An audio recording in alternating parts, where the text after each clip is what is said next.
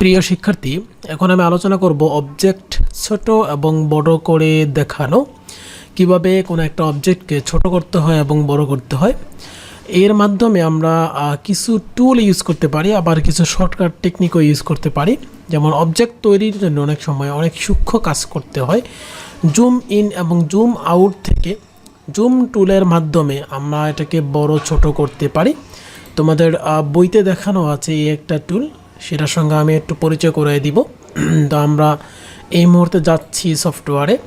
So সেখানে তোমরা দেখতে পাবে যে এখানে একটা জুম টুল আছে, জুম টুল। সো জুম টুলে যদি আমি ক্লিক করি এবং সেটার উপর যদি ক্লিক করি, অবজেক্টের উপর যদি ক্লিক করি, তাহলে অবজেক্ট বড় হচ্ছে যেহেতু প্লাস সাইন দেওয়া।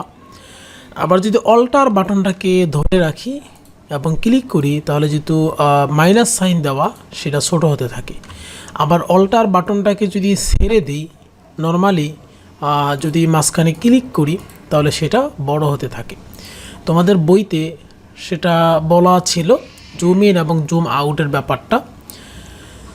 টুলবক্সে জুম টুলে ক্লিক করলে জুম টুলটি সিলেক্টেড হবে, সেটা বলা ছিল। যদি জুম টুলটি ক্লিক করি, এখানে যদি ক্লিক করি, তাহলে সেটা সিলেক্ট হবে। এবং আমি যদি কোনো অবজেক্টের উপর ক্লিক করি, তাহলে সেটা বড় হতে থাকবে যখন প্লাস সাইন অবস্থায়। আবার অল্টার যদি চেপে ধরে রেখে আবার ক্লিক করি, তাহলে সেটা ছোট হতে থাকবে। সো এই ছিল জুম টুলের ইউজ। সো জুম টুলের আরও কিছু শর্টকাট আছে যেটা এখানে দেওয়া নাই। সো আমি যদি এখানে এই সিলেক্ট অপশনটা, সিলেকশন টুলটা সিলেক্ট করলাম, সেটার এখন আর জুম সিলেক্ট করা নাই। তারপরও আমি এটাকে জুম ইন আউট দুইটাই করতে পারবো। যেমন যদি অল্টার বাটনটাকে চেপে ধরে রাখি এবং সেটাকে যদি মাউসের মাঝখানে যে রোটেশন বা সার্কেল, এটাকে যদি আমি রোটেট করাই, তাহলে একদিকে বড় হবে, আরেকদিকে রোটেট করাইলে ছোট হবে। তার মানে খুব সহজে অল্টার বাটন ধরে রেখে অ্যাডোবি ফটোশপের মতোই অ্যাডোবি ইলাস্ট্রেটরেও সেমভাবে জুম ইন জুম আউট করা যায়। হ্যান্ড টুলের সাহায্যে পৃষ্ঠা বা অবজেক্টের অবস্থান পরিবর্তন করা, পৃষ্ঠার দৃশ্যমান রূপ ছোট বড় করা হলে অবজেক্টের প্রয়োজনীয় কোনো অংশ দৃশ্যযোগ্য এলাকার বাইরে চলে যেতে পারে। এমত অবস্থা অবজেক্টকে পর্দার যে কোনো সুবিধাজনক স্থানে সরিয়ে স্থাপন করার জন্য, যদি এমনটা হয়, যেমন আমার এখানে আমি নতুন করে যদি ওপেন করি, it's of and open. So open করলাম, এখানে আমি একটা রেক্টেঙ্গুলার বক্স ড্র করলাম, সেটা আমি আবার কালার দিয়ে ফিল করব। যদি ফিল করি, কালার দিয়ে ফিল হলো, এবং সেটা যদি ক্লিক করি, এগেইন একটা বক্স বাইরে চলে গেল। দুইটা রেক্টেঙ্গুলার বক্সের মধ্যে একটা বক্স যদি বাইরে চলে যায়, সেটাকে কিভাবে ইন করতে হবে, এখানে তোমাদের বইতে বলা আছে। এই যে এখানে হ্যান্ড টুল তোমরা দেখতে পাও, হাতের মতো যেটা দেখতে, তোমাদের হ্যান্ড টুল, এবং হ্যান্ড টুল দিয়ে যদি আমরা ঘুরাই, তাহলে সমগ্র যে আমার ইমেজ যেটা আমি ড্র করতেছি, পুরাটাই মুভমেন্ট হচ্ছে। পার্টিকুলার যেটা আমি চাচ্ছিলাম এই অংশটা এটার ভিতরে নিয়ে আসতে, সেটা কিন্তু আসছে না, মানে হ্যান্ড টুলের মাধ্যমে। তো সেটা আসার নিয়ম হচ্ছে, তুমি যদি তোমাদের কিবোর্ড থেকে অ্যারো চিহ্নগুলা, যেমন কিবোর্ডের এক জায়গায় 4টা অ্যারো চিহ্ন আছে পাশাপাশি, 4টা অ্যারো চিহ্নের একটা অ্যারো চিহ্ন যদি তুমি ক্লিক করো ইনসাইডেরটা, তাহলে সেটা দেখো যে এদিকে আসতে থাকে। যদি আপ সাইডে ক্লিক করো, তাহলে আপ সাইডে যাবে। যদি ডাউন সাইডে ক্লিক করো, সেটা ডাউনে যাবে। সো তোমরা জাস্ট ধরে রাখবে, ধরে রাখলে বুঝতে পারবা। সো আমি পুরো অবজেক্টটাকে আমার ইমেজের মধ্যে নিয়ে আসতে চাচ্ছি। এখন আমি আবার লেফট এটাকে ধরে রাখলাম, তো সুন্দর মতো সে চলে আসতেছে। সো এই ছিল। আবার রাইট বাটন ক্লিক করলে যেটুকু সরে গেছে সেটুকু নিয়ে আসা যাবে। সো এটা ছিল যে কোনো একটা অবজেক্টকে যা আমার সীমারেখার ভিতরে রাখা, সেটার অবস্থান কিভাবে করতে হয় সেটা আমি দেখালাম যে হ্যান্ড টুলের মাধ্যমে।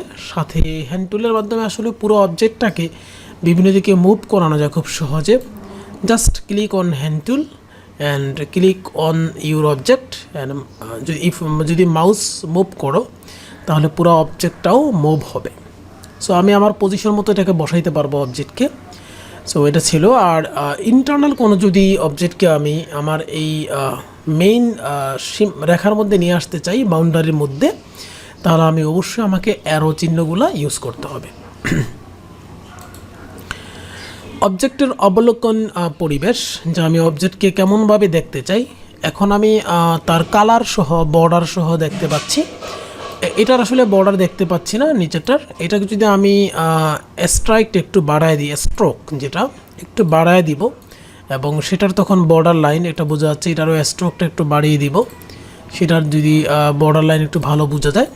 সো এটার এই পর্যন্ত বর্ডার লাইন, এটার এই পর্যন্ত বর্ডার লাইন, এটা বোঝা যাচ্ছে। ওকে, এখন আমি হচ্ছে ভিউতে যাব, অবলোকন করা ভিউ, মানে আমি কীরকম দেখতে চাই। ভিউতে গিয়ে যদি শুধু আউটলাইন দেখতে চাই, তাহলে তোমরা দেখতে পাবে সেখানে পরস্পর দুইটাকে ওভারল্যাপ করেছে মাঝখানের এই জায়গাটা, এবং সেটা সহ জাস্ট শুধু আউটলাইনগুলাই এখানে শো করছে, আর কোনো কিছু শো করছে না।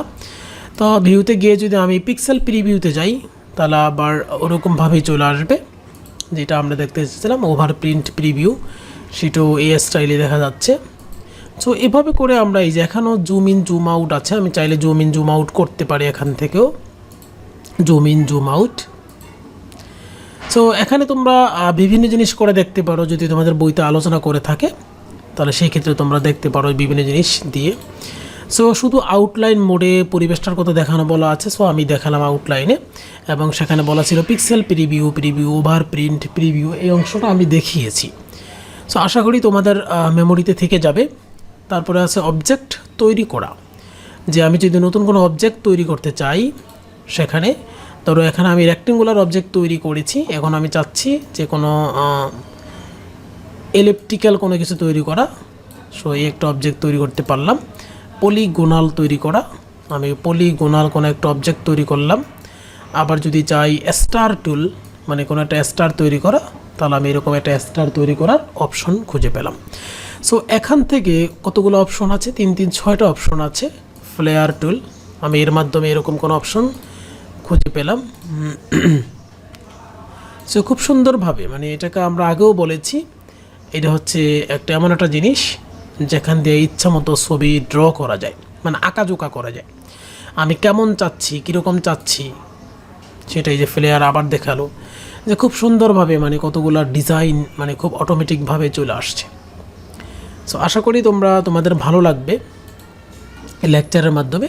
সেখানে বলা আছে মাউস পয়েন্টার দিয়ে রেক্টেঙ্গুলার টুলে কীভাবে আমি করলাম, সেটা এখানে এক্সপ্লেনেশন দেওয়া আছে। আবারও দেখাবো, আমি যদি যাই এখানে বিভিন্ন টুল আছে, যেমন রেক্টেঙ্গুলার একটা টুল, আমি যদি যাই রেক্টেঙ্গুলার একটা টুল, সো রেক্টেঙ্গুলার একটা বক্স তৈরি হলো। আবার যদি আমি লেফট মাউসের রাইট বাটন ক্লিক করি, তাহলে অপশনগুলো আসবে। যদি স্টার বাটন যাই, তাহলে আমি স্টার একটা জিনিস তৈরি করতে পারলাম। আবার যদি মাউসের রাইট বাটন ক্লিক করি, ফ্লেয়ার টুল, আমি এর মধ্যে ফ্লেয়ার কোনো অপশনটা মানে চাচ্ছিলাম, সেটা যদি যাই তাহলে সেটা চলে আসবে। ফ্লেয়ার টুল আসে নাই, সো ওকে দিতে হবে। সো ফ্লেয়ার টুল চলে আসলো। সো এভাবে করে যে আমরা বিভিন্ন ধরনের মাল্টিপল অবজেক্ট এখান থেকে তৈরি করতে পারবো। আশা করি তোমরা মিলিয়ে নিবে এবং তোমাদের মেমোরিতে রাখতে খুব সহজ হবে। তোমাদের থিওরি এবং প্র্যাকটিক্যাল উভয় জায়গাতেই খুব ভালোভাবে কাজে লাগবে লেকচারগুলো। তোমরা মনোযোগ দিয়ে দেখে নিবে, তাতেই তোমাদের হয়ে যাবে আশা করি। ধন্যবাদ সাথে থাকার জন্য।